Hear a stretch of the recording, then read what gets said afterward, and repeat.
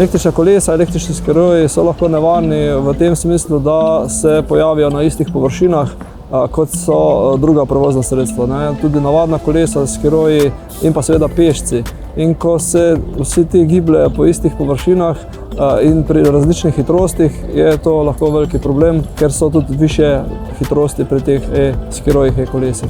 Druga stvar so pa neravnine, poškodbe na voziščih, nivoji, se pravi robniki, kjer pa lahko pride do padcev, se pravi do poškodb samih uporabnikov.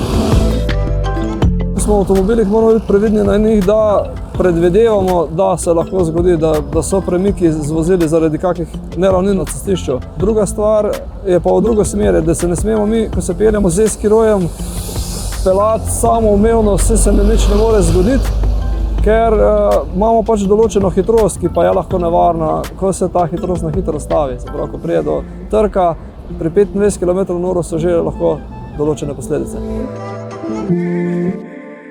Na vseh teh prevoznih sredstvih bi se morali osredotočiti, tako kot v avtomobilu, na vožnjo, da smo varni, da pazimo na druge udeležence in vsaka stvar, telefoni, slušalke, poslušanje glasbe, vožnja z eno roko je lahko nevarna, plus tega pa še neuporaba same čelade.